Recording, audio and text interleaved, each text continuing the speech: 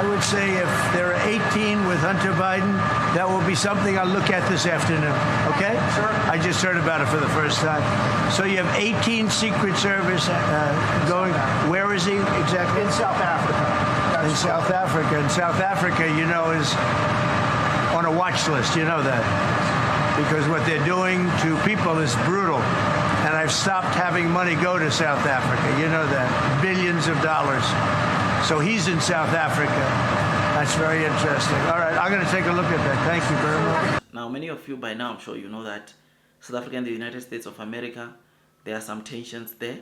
The United States of America is, of course, saying that we are mistreating some group of people, whilst in South Africa, we've been trying to engage with the United States of America, trying to show them the way to say, look, this is not as how some people are painting it. I mean, just 2 days ago, there were news that surfaced the streets of social media indicating that former president of the United States of the United States of America, Biden's son, it's in South Africa right now as we speak, and they have been taking photos, enjoying, showing that things are well this side. I read that or saw that. I mean, that clearly indicated or showed that whatever is being said about South Africa, it's not true, right? How can a president allow his son go to a country where there's a lot of killings of a specific group? That question, it appears that it remains a mystery, but it shows that whatever United States of America is punishing us for, it is not true, right? It is not something that is really being reflected here in SA.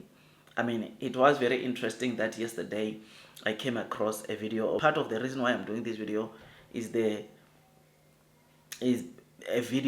because of a video I saw from the President of the United States, Donald Trump, who was talking to media, and he was being told that former President Joe Biden's son is in South Africa.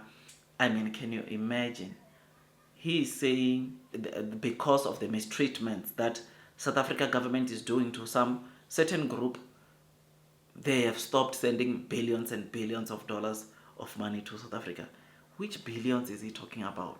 That's number one, because our government has made it clear that they are receiving, or they were receiving, $400 million annually here in South Africa. Other funding, they don't know. Even our president has went that far to say that, look, we are not sure about the figures they are saying, but all we know is that we are receiving approximately $400 million, which is equivalent to 8 billion rands, right? That is what we've been getting from the United States of America. And to hear the president of the United States of America, President Trump, still saying billions and billions, they've cutted funding of dollars to South Africa, have been cut off. This is something that, it doesn't honestly add up. I don't know, honestly. Sometimes I struggle to process why they continue doing this, man. I mean, do you think if making business in South Africa is that bad, we would have companies like Microsoft injecting more money in South Africa? Do you think we would have European countries wanting to come and do business with South Africa? If it was that bad, I don't think they were going to come. I don't think that South African EU summit was going to happen because of the policies that they are claiming that are so bad, horrible in South Africa for investors to invest in South Africa. Yes, I'm not saying with time or as time goes, maybe BE should not be relaxed, but let's understand this. There are companies, there are countries that are flocking in right now, wanting to do business with South Africa. I read an article to say that there are some investors that are leaving South Africa, but let me tell you something. In as much as, yes, there are some that are leaving, there are some that are coming in. We received 4.7 billion euros of funding. We are going to see our trade between us and EU growing because of these massive deals, because of what transpired during the South African EU summit. This is what we can expect. But then hearing some people saying it's over, it's game over for South Africa, I don't think that is really something that is happening on the ground. So honestly, me seeing that video, going back to the video of President Trump talking like that, yeah, it looks like we still have a long way to go. We still have a long way to go, I can tell you that. But anyways, let's wait, let's see. G20 summit is coming in South Africa, 22nd, 23rd. Hopefully these things get ironed out, or by then things have been ironed out. But as it stands,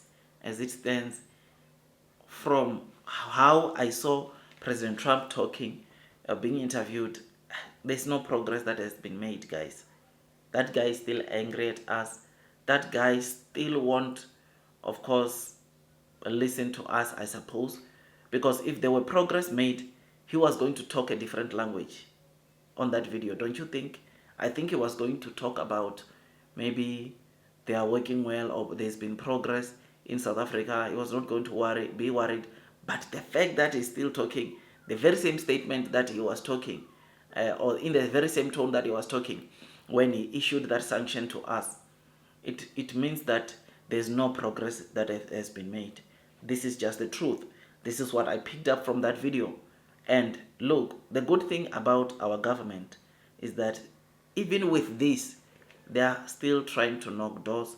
They are still trying to mend their relationship with the United States of America, and they have not retaliated with anything. SA has not retaliated with anything, regardless of the aid suspension, regardless of the sanction. SA has not done anything. And this, I just hope people who are really analyzing this whole situation, they can also have that at the back of their mind to say that, look, South Africa, United States of America, it's in fact just bullying South Africa. But anyways, we shall not be bullied. This is the quote from the president, right? We will not allow that. Let's see how things unfold. But me, I thought I'd come and give you this quick update. Tell me what you think about this. I think we need to brace ourselves for what is still coming, because as it stands, things are not yet good. Like this video, subscribe, hit that notification bell so that at least you get notified by YouTube every time I drop a new content. I remain positive, I remain strong that in the future there will be a deal that will be struck between the United States of America and South Africa, and things go back to normal. But again, this is just a lesson learned to South Africa to say we must try by all means to make sure that we continue improving African trade. The trade between African countries, there is more that can still be done, guys.